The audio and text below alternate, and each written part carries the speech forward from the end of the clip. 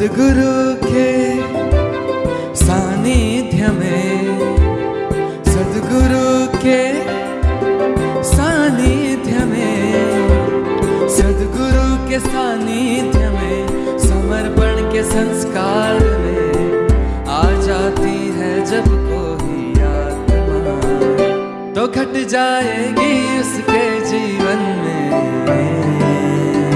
अनुभूतियाँ, अनुभूतियाँ, अनुभूतियाँ, अनुभूतियाँ।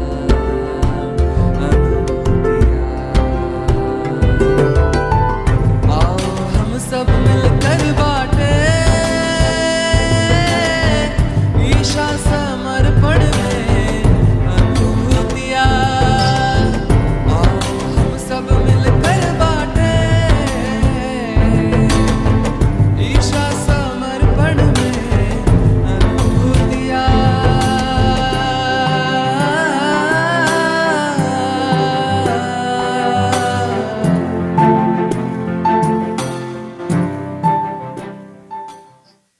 जय वैशामी।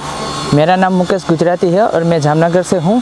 और मेरी अनुभूति ये है कि अनुष्ठान में सिलेक्शन कैसे हुआ। तो मतलब जब पहली बार अनुष्ठान का फॉर्म आए कि इस बार अनुष्ठान के लिए फॉर्म भरना है, तो फॉर्म भर दिए हम लोग चैतन्य महोत्सव से पहले।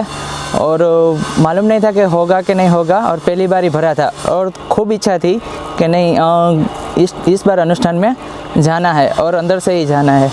तो मतलब फॉर्म तो भर दिए थे, और उसके बाद जब हमारा सिलेक्शन हुआ तब मेरा मोबाइल नंबर भी बंद था और मेल आईडी भी बंद था। तो पता नहीं चला कि हुआ है कि नहीं हुआ है, हुआ है कि नहीं हुआ है। तो जब मैं गुरुवार था तो अगले दिन सेंटर पे जाके ध्यान कराया था, बहुत अच्छा ध्यान लगा। और उसके बाद आरती थी, गुरुवार था, तो मतलब आरती में ऐसे अनुभूति हुई कि जैसे स्वामी जी ड्राइवर के साथ मेरे घर पे आए वाड़ी पे, और मेरे मम्मी पापा को बोले कि आपके बेटे का जन्म कोई साधारण काम के लिए नहीं हुआ है और बहुत अच्छे उद्देश्य के लिए हुआ है, तो मैं उनको लेके जा रहा हूँ। ऐसा स्वामी जी ने मेरे मम्मी पापा को बोला और उसकी कार में मेरे को बिठा के ले गए। ऐसी अनुभूति मेरे को आरती के समय हुआ। और मतलब उस समय आँख से इतने आंसू बह रहे थे, इतने आंसू बह रहे थे कि रुकने का नाम ही नहीं ले रहे थे।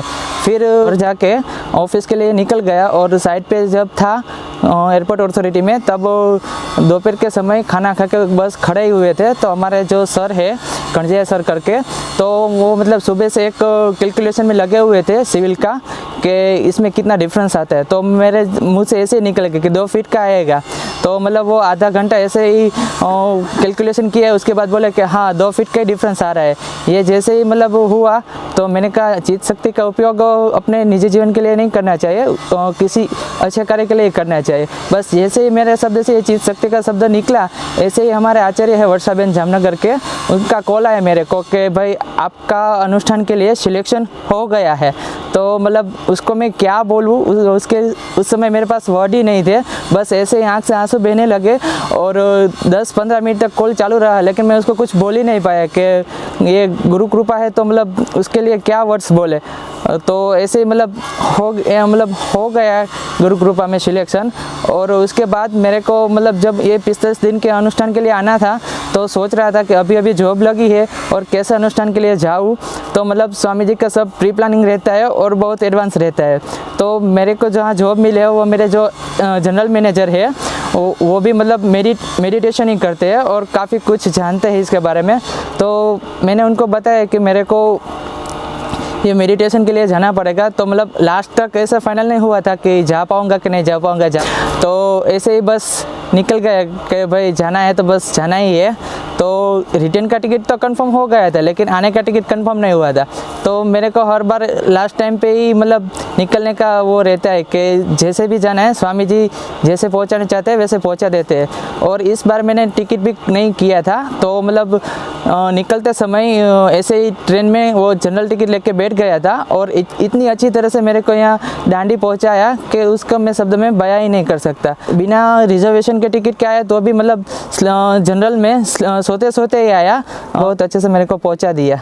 और आज जब जब ये अनुभूति शूट कर रहे हैं तो मतलब मैं ऊपर गुरु प्रसाद भवन में था और अनुभूतियाँ लिख रहा था, तो मतलब सोचा कि नहीं यहाँ अच्छा नहीं लग रहा है, तो गुरु शक्ति धाम में जाके मैं ये अनुभूतियाँ लिखूँ।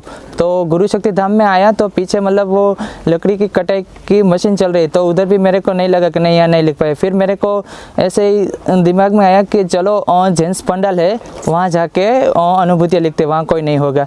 तो जैसे ही मैं गेट के पास पहुँचा तो मतलब एक साधक ने बोला कि अंदर अनुभूतियाँ चल रही है तो आप जाके दे दो। मुझे लगा कि सब एक दूसरे बात कर रहे होंगे अनुभूतियाँ की, तो चलो ठीक है बोल देते। तो अंदर आया तो देखा कि नहीं ये लोग तो ईशा समर्पण वाले हैं और अनुभूतियाँ शूट कर रहे हैं। तो ऐसे ही मतलब गुरु कृपा में हो गया। और अभी मंगलवार को जब अनुभूति सेशन था तो उस समय मैं नहीं बोल पाया था कि ये मतलब अनुष्ठान में सिलेक्शन कैसे हुआ। तो मतलब आज गुरुदेव ने लाइव ही मेरे को ये अनुभूति बोलने का मौका दे दिया। जय हो स्वामी।